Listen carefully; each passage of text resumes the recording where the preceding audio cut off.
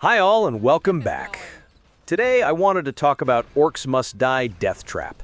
The game's been out for more than 7 months now, and with the arrival of the PS5 version, I figured it's time to check back in and see what the state is compared to launch. I was a huge fan of Orcs Must Die 3, and of course these games are always speaking to a specific player, the tower defense fan who likes optimizing their run, and can appreciate the humor and style of Orcs Must Die. First, we'll quickly go over what happened at launch, then where the game is now, and then with discussing if the remaining issues will be fixed. Deathtrap did something new though.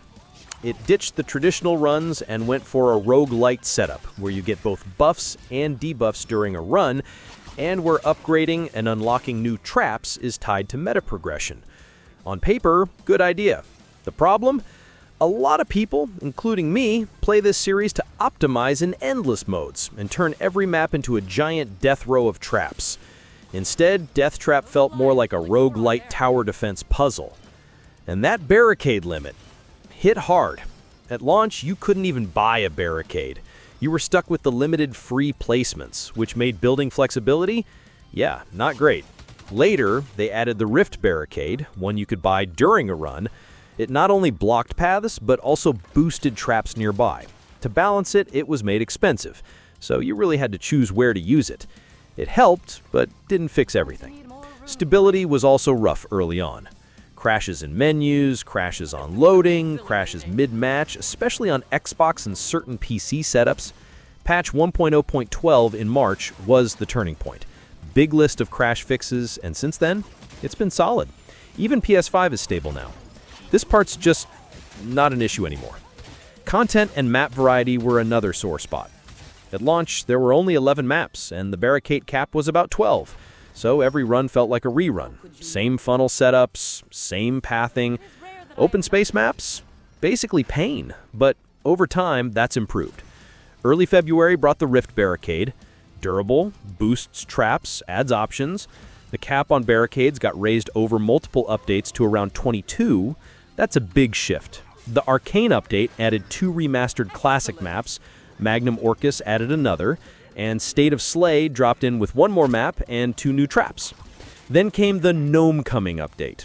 Not a full rework, but it did add more ceiling trap placement points to large maps, which makes a difference.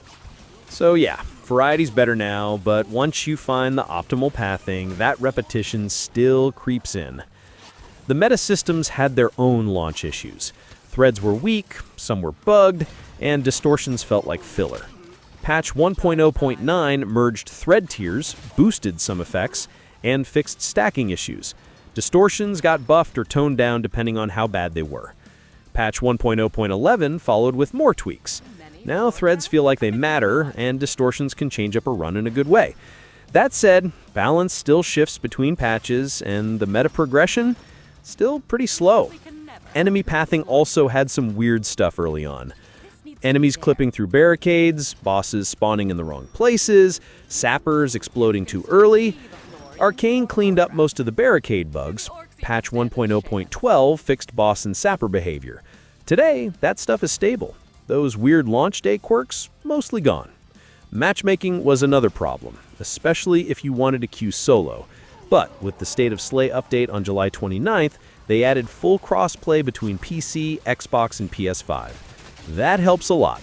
You can fill a team with friends way easier now, but solo queues are still slow during off hours. 7 months later, the game is in a much better place. The major bugs are gone, stability's rock solid, and map variety plus barricade flexibility are way up from launch. It is overall just a much better game to play right now. There are currently 2 major problems. First, the extra barricades kinda made the game too easy, especially early on. Second, there's still no traditional endless mode with leaderboards. And now that we have those barricades again, you kinda want to build it out properly, with a goal, and there just isn't one. If they fix those 2 things, it could come very, very close, maybe even surpass Orcs Must Die 3. Regardless, if you've always liked Orcs Must Die and you've been holding off, you should buy it. It's very fun and it does a couple of new great things that Part 3 doesn't do. So, what about the future? I honestly think both of these issues will be fixed. The devs have already tweeted that they know people want an endless mode, and let's be real. Why would you tweet that if you're not working on it? Exactly. And the difficulty spike? It's just a numbers game. Totally fixable. Correct me if I'm wrong, but I'm pretty sure I'm not the only one who feels that way. So overall, the future of the game looks bright. That was it. If you like videos that do not waste your time, then please consider to like and subscribe. Regardless, thank you so much for watching, and I hope to see you in the next one.